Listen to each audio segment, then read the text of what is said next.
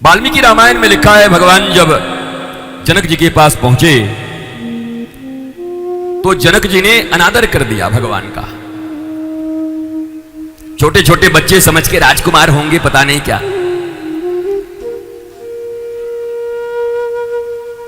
तो गौतम पुत्र सतानंद जो जनक जी के राजपुरोहित थे वहीं खड़े थे।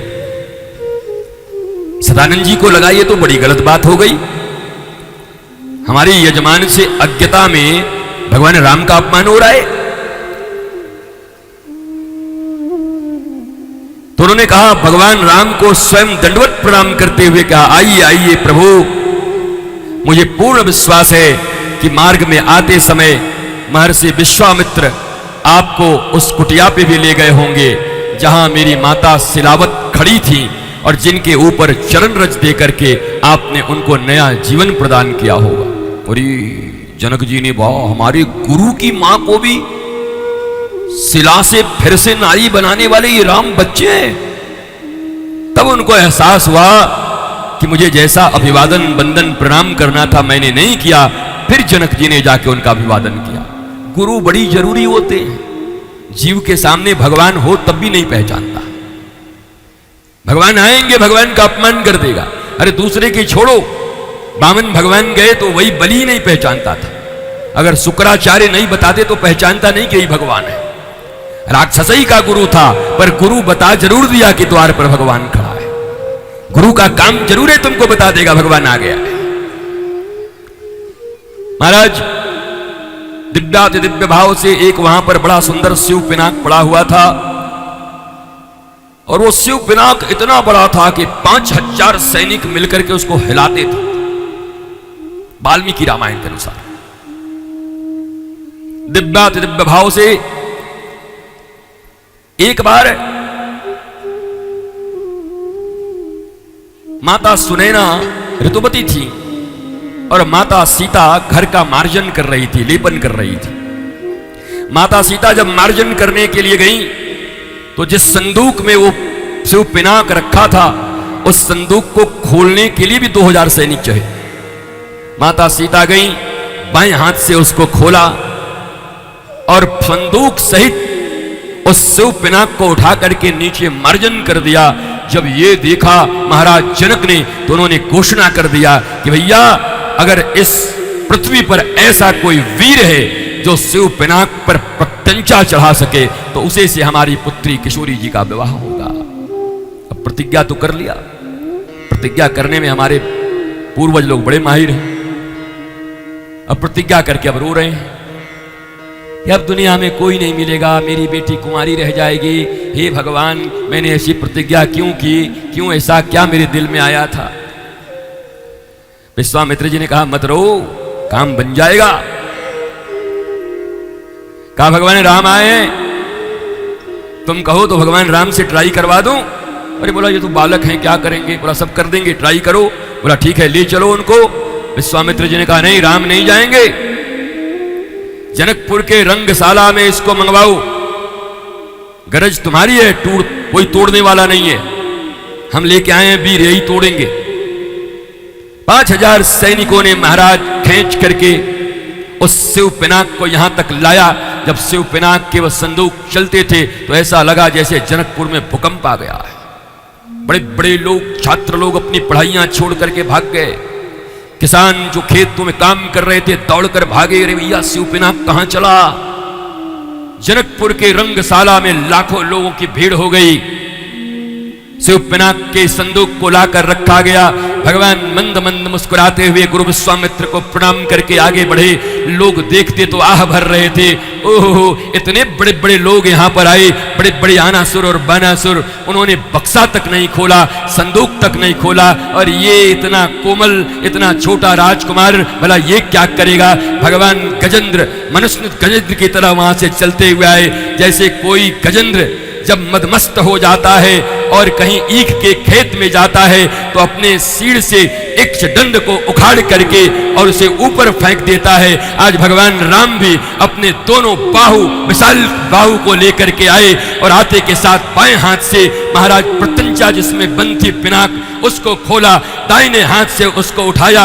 उसी समय गवाक्ष से सीता जी का दर्शन हो गया। सीता जी ऐसी मंद मंद मुस्कुराई।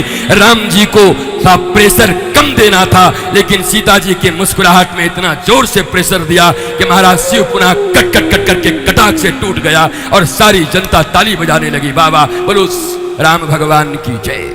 तोड़ दिया भगवान। हमारे वृंदावन में तो लोग ये मानते हैं राम जी से नहीं टूटा, किशोरी जी की मुस्कुराहट से टूटा।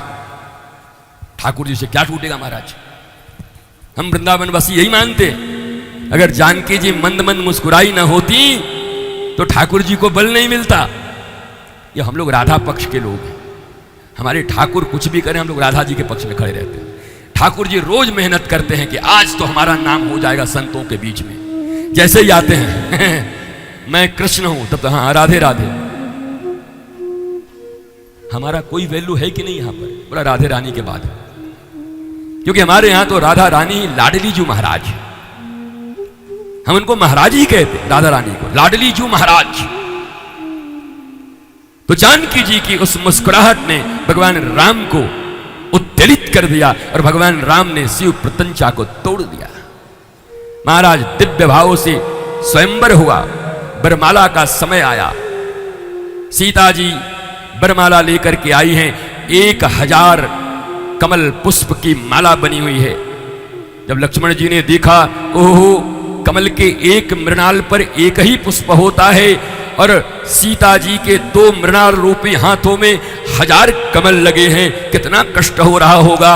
और भगवान राम जी को किसी ने समझा दिया था मिथिला में कि झुकना मत, अगर पहली बार झुक गए तो जिंदगी भर झुकना पड़ेगा। सो राम जी भी तने खड़े थे, हम झुकेंगे नहीं चाहे कुछ भी हो जाए। महाराज बताओ, राम जी को भी भड़काने वाले लोग हैं दुनिया में, इतने सीधे सरल राम जी भी ऐसे खड़े हो गए, झुकूंगा नहीं। जानकी जी अपने हाथों में कमल पुष्प की माला को लेकर के आती थी। उसे देख करके लक्ष्मण जी को बड़ा रोष हुआ।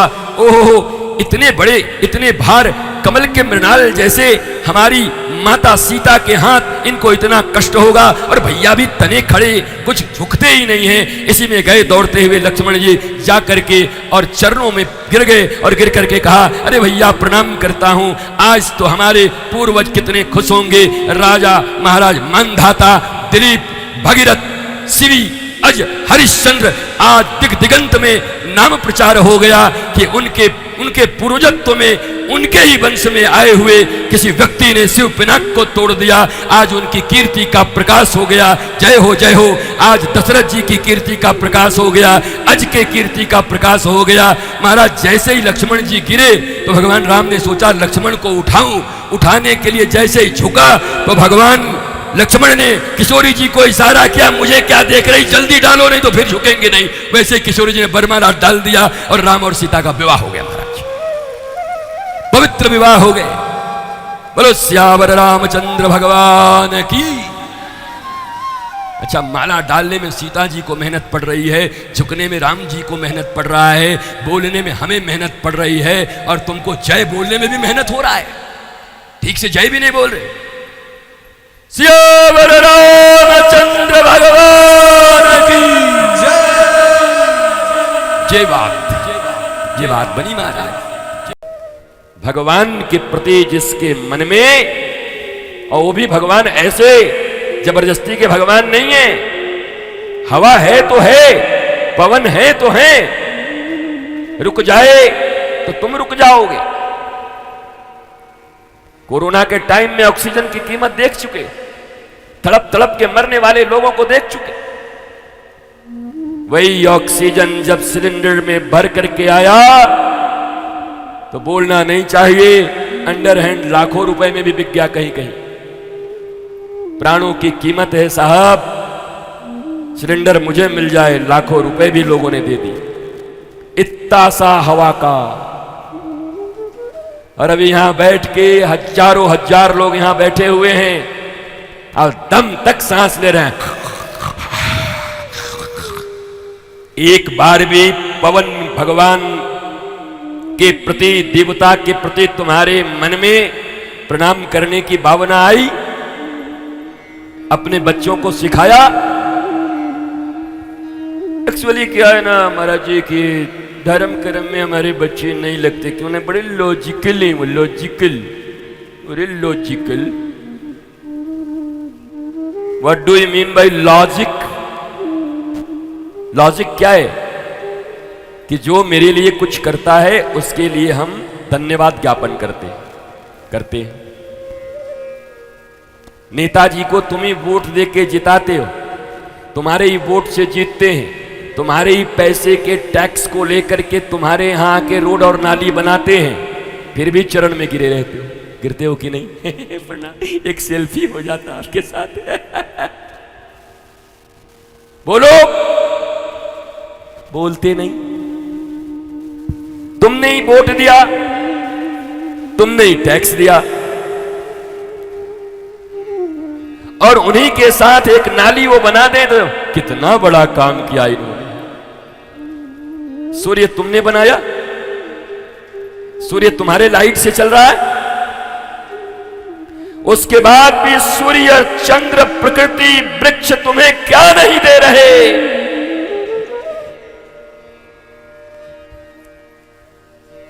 हमारा तो आदत है महाराज जी, हमारे लिए जो करता है हम भी उसी के लिए करते हैं। हाँ, नहीं तो हमारा भाई टाइम पर हमारे लिए काम किया था इसीलिए हम मानते हैं। अच्छा, हमारा मित्र टाइम पर काम किया था इसीलिए हम मानते हैं। अच्छा, और बरसों से विटामिन डी देकर अगर ये रुक जाएं 1 महीने के लिए, जिन देशों में सूर्य कभी कभी निकलते हैं उनकी हालत देख के आओ कैसे जीते हैं वो लोग। कुछ ऐसे हैं पृथ्वी पर जगह, उनकी हालत देखो, कितने रोग हैं उनके पास, देखिए आओ जाके। जिंदा भी कैसे भगवान जाने, जिंदा भी नहीं है ठीक ठाक। हवा नहीं, सूर्य नहीं, पानी नहीं, कैसे जियोगे? और हमारे शास्त्र में इनको भगवान माना है, ठाकुर जी हैं हमारे, आदित्य नारायण, सूर्य नारायण। अरे भारत का नाम भी तो सूर्य के नाम पर भी है। भा शब्द का अर्थ होता है ज्ञान, भा शब्द का अर्थ होता है सूर्य, सूर्य ज्ञान के प्रतीक हैं। भा माने ज्ञान। ऐसा समाज, ऐसे लोग जो सदा ज्ञान में रत रहते हैं, भा में रत रहने वाले लोगों को भारत कहा गया है। इसी से इसका नाम भारत भी पड़ा है, ये भी भारत नाम पड़ा है, जान लो। तो लॉजिकल है हम। क्या ये लॉजिक नहीं है कि जिस सूर्य ने तुम्हारे पति को जान दिया, तुम्हारे घर वालों को इतना जान दिया, क्या क्या नहीं दे रहे वो? हवा चल रही तो ऑक्सीजन ले रहे हो। उनको अपने बच्चों को भगवान कह के प्रणाम कराने में कहते मेरे बच्चे थोड़े साइंटिफिक हैं, लॉजिकल हैं। तुम्हारे बच्चे तुम्हारे जैसे नंबर 1। अब आगे तुम खुद सोचो, हम काहे व्यासपीठ से बोले? जो जोड़ना है जोड़ लो। लॉजिक ये कि बिना बिल लिए, बिना हमसे कुछ मांगे, अनंत काल से भगवान सूर्य हमारी सेवा कर रहे हैं, चंद्र हमारी सेवा कर रहे हैं, वायु हमारी सेवा कर रही है, वृक्ष हमारे सेवा कर रहे हैं। इस मिट्टी पर थूकते हो, इस पृथ्वी पर गंदगी डालते हो, सीना चीर देते हो पृथ्वी का, उसके बाद भी अन्न निकाल के तुमको खाने के लिए देती है। कर्नाटक के कोलार से सोना निकाल के देती है हमारी भारत माता। धनबाद से कोयले निकाल के तुमको देती है यही पृथ्वी माता तुम्हें। इसलिए हमारे बच्चों को प्रातःकाल कर मध्य कर मूले तू पढ़ते थे ना, भूल गए? इसको पढ़ने वाले क्या कहते हैं? ये सब आउटडेटेड लोग हैं। अरे आउटडेटेड की खानदान तुम हो, तुम रावण की खानदान हो। जो दे उसी के प्रति तुम कृतज्ञ हो, जो दे उसको तुम धन्यवाद तक नहीं दे सकते, प्रणाम तक नहीं कर सकते। बताओ दुनिया में ऐसे व्यक्ति को कोई पसंद करता है? कोई तुमसे जब कर्ज मांगने आता है तो कितना दांत निकाल के मांगने आता है बस 1 महीने के लिए, उसके बाद तो फिर बेटा दे दो एक बार, उसके बाद तुमको वो बता देगा कि तुम्हारा बाप है कि दादा है वो। फोन लगाओगे ट्रन ट्रन, पहले तो उठाएगा नहीं, एक मिनट उठा, हाँ बोलिए, वो ऐसा ऐसा। हर समय फोन मत किया कीजिए, पैसा लिया हूं, कोई आपका गुलाम नहीं हो गया हूं, दे देंगे समय आने पर। अबे अब कब देगा, दे। पैसा उधार में देना मतलब बैठे बैठे दुश्मनी लेना। सुनो भागवत सुनने वालों, भले 2-4 लोगों का मदद रुक जाए तो रुक जाए, पर दुश्मनी लेने को तैयार हो तभी उधार इत्यादि दिया करना, नहीं तो 90% लोग, 90%, अब भारत में ज्यादा है, कम से कम इस मामले में विदेशों में कम है, वो व्यवहारिक बड़े पक्के हैं। इसलिए विदेशों के ट्रेनों में मग को जंजीर से नहीं बांधी जाती होगी, क्योंकि इतना भी कोई चोर नहीं होगा कि वो बाथरूम का मग ले जाए। ये अपने ही देश में है भाई। वाह, गर्व है मुझे अपने देश पर, क्या भारत पाया है मैंने। मुंह ऐसा हो गया सबका, ये महाराज जी तो सनातन के विषय में बोलते हैं, भारत के विषय में आज उल्टा कैसे बोल रही है। अभी मैंने तुम्हें कहा कि शास्त्रों ने तो राम और कृष्ण को नहीं छोड़ा, भगवान की हर लीलाओं को लिख दिया। तो मनुष्य को अपनी ऊंचाई और अपनी नीचाई दोनों को जानना चाहिए। मनुष्य को अपने गुण और अवगुण दोनों को जानना चाहिए। केवल गुणों में जो फंसा रहेगा अहंकारी रावण हो जाएगा, अवगुण जानेगा तो भक्त होने का लक्षण मिल जाएगा। मूसम कौन कुटिल खल कामी, चिंतन दियो वा को बिसरानी, ऐसो नमक हरामी। सूरदास, सूरदास कहते हैं कि मैं नमक हराम हूं। बताओ, सूरदास नमक हराम है? सूरदास जैसा आदमी पैदा होगा इस पृथ्वी पर, ऐसे महात्मा आएंगे दोबारा। लेकिन वो भी कहते हैं कि मौसम कौन कुटिल खल कामी, जिन तन दियो वाको बिसरानी, हाय हाय मैं ऐसो नमक हरामी। हाय हाय मेरे नसीब में ऐसो माइक आनी। तो अवगुणों की भी चिंतन किया करो, डरा मत करो। तुम्हारे बच्चे में अगर गुण है तो गुण का प्रकाश किया करो। हमारा बच्चा ये। कुछ माताओं की आदत ऐसी हो गई है, बहन आवे, बहनोई आवे, फूफा आवे, जीजा आवे, पड़ोसी आवे, बड़ा एक नंबर का शैतान है, पढ़ने में मन नहीं लगाता, सामान फेंक देता है। अरे दुश्मन है कि मैया है तू? साइकोलॉजिकली मनोविज्ञान ये कहता है कि अगर प्यार में भी इठला इठला के बार बार अपने ही कोमल मस्तिष्क के बच्चे को शैतान, अपने ही बच्चे को बदमाश, अपने ही बच्चे को नटखट कहोगे तो वो बातें उसके चित्त में घुल जाती हैं, चित्त पे असर डाल देता है। तुम्हारा तो मुंह ऐसा बन गया है, कुछ भी बोलने का बोलती रहती हो। स्टॉप, भारत के भविष्य को मत बिगाड़ो। मां हो इसका मतलब क्या भारत का भविष्य बिगाड़ दोगी? भारत बिगाड़ने का जिम्मा मिला है तुमको। कभी भी अपने बच्चों को किसी भी व्यक्ति आगंतुक के सामने कभी भी बुरा नहीं बोलना चाहिए, कभी भी उनके दुर्गुणों का प्रकाश नहीं करना चाहिए। जानबूझ के इतरा के एक नंबर का शैतान है, बताइए ना, मोबाइल तोड़ दिया एक नंबर का शैतान है। कल चाचा जी आए थे, पत्थर उठा के मार दिया, बेचारे का माथा फूट गया। What is this? Just like a stupid people.